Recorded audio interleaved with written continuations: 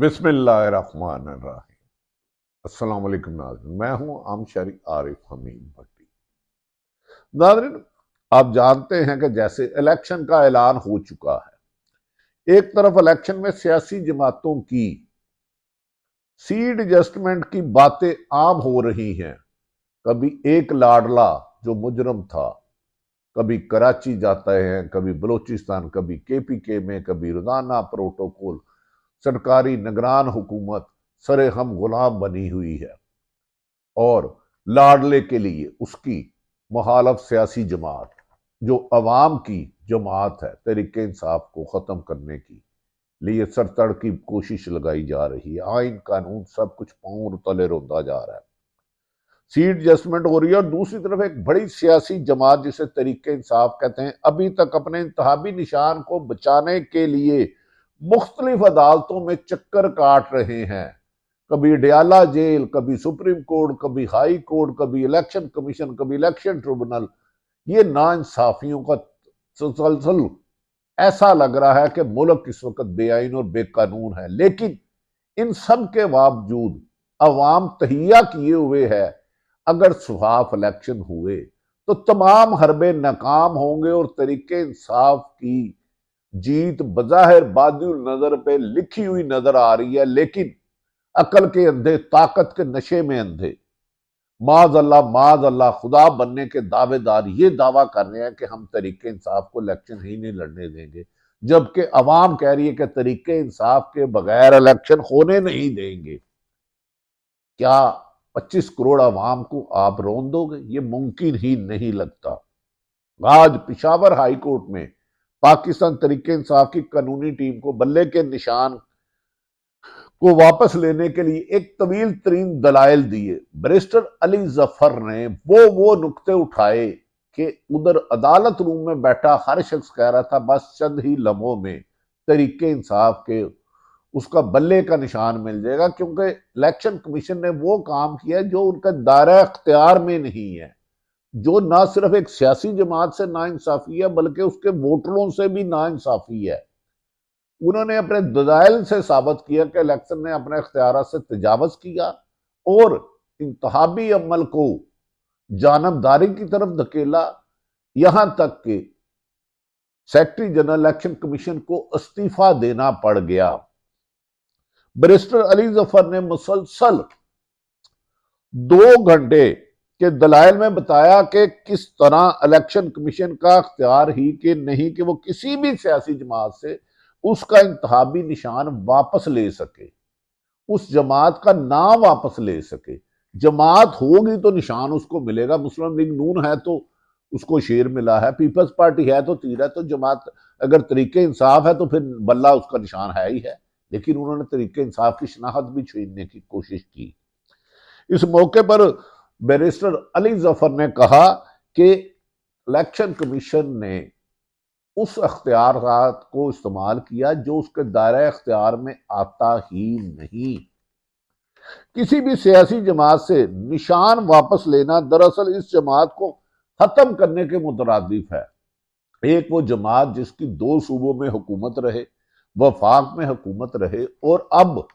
موجودہ آج 9 جنوری 2024 کو ملک کی مقبول ترین اور چاروں صوبوں میں یکساں مقبول ہو، اس کو ختم کرنے کے مترادف یہ کوشش کی گئی ہے۔ اتنا بڑا عوام کی حق پر، عوام کے حقوق پر ڈاکہ ماضی میں کسی نے بھی نہیں مارا۔ اگر کسی جماعت کو بھی قلندم قرار دینا ہے تو اس کے لیے ضروری ہے کہ حکومت اس کے خلاف شکایت کنندہ خود بنے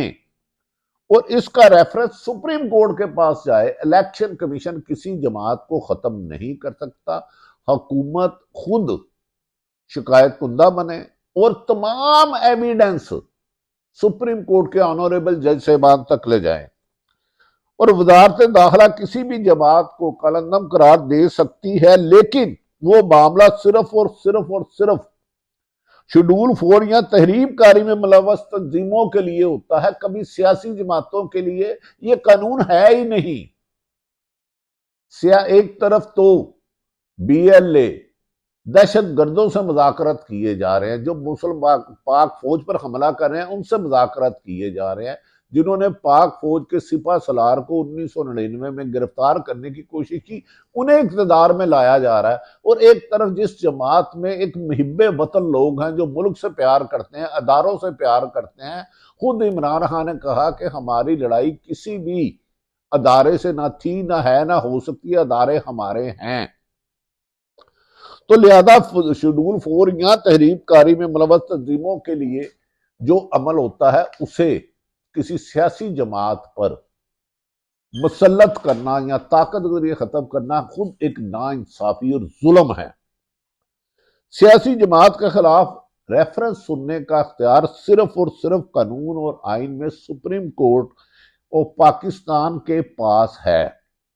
اور یہ مکمل سماعت کے بعد جس میں تمام گواہ پیش کرنے پڑتے ہیں، جرا ہوتی ہے ایک طویل، اور کسی پارٹی کے خلاف ڈکلیریشن جاری کیا جا سکتا ہے، لیکن اس کو لیے آپ کو اس پارٹی کو ملک دشمن ثابت کرنا ہوگا، اور جو ملک سے عشق کرتے ہیں ان کو تو ملک بھی ان سے عشق کرتا ہے، اور عوام نے ثابت کر دیا کہ وہ طریق انصاف ان کا اکثریت عوام کی عشق ہے۔ آج جب اس پشاور ہائی کورٹ میں دلائل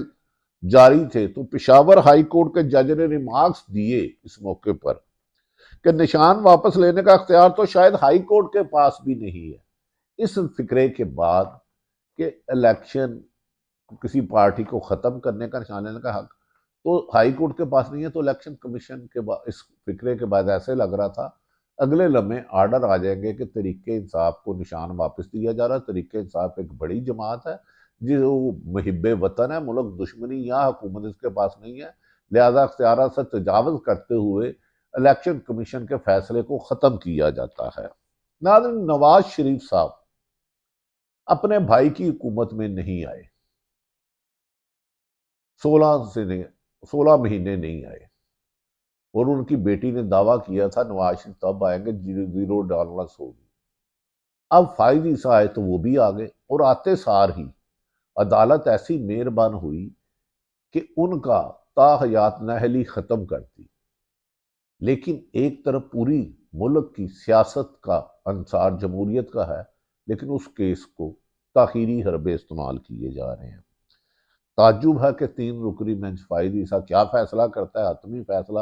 تو وہی ماننا پڑے گا، لیکن آج کل فیصلوں پر قاضی فائز عیسیٰ پر سخت تنقید کی جا رہی ہے۔ یہ ظلم بڑھنے کی وجہ ہے کہ آج تک یہ بھی جواب نہیں آیا کہ ارشد شریف پر 16 مقدمات کس نے اور کیوں کروائے،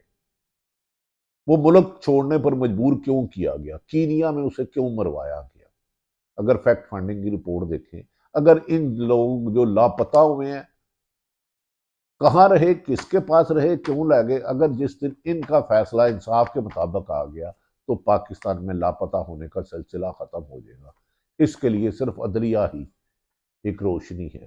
کہ وہ ان کی برآمدگی پر نہ چپ کرے، عثمان ڈار ہو یا عمر ڈار ہو، صداقت عباسی ہو یا فروخ حبیب ہو، شیخ رشید ہو یا اور جس نے پریس کانفرنس کرائی تھی، یہ کن کے پاس تھے، کس قانون کے تحت وہاں رکھا۔ اگر انہوں نے قانون کے مطابق رکھا تو لوگوں کو بتایا جائے، غیر قانونی ہے تو انہیں سخت سزائیں دی جائے۔ اسی سے پاکستان میں آئین اور قانون کی حکمرانی ہوگی اور جمہوریت اگلی طرف جائے گا۔ یاد رکھ لیں، گندے الیکشن، دھاندلی والے الیکشن ملک کو نارکی کی طرف لے جائیں گے، شفاف الیکشن ترقی کی طرف لے جائیں گے۔ اللہ تعالیٰ پاکستان کا حامی و ناصر ہو۔ پاکستان زندہ باد۔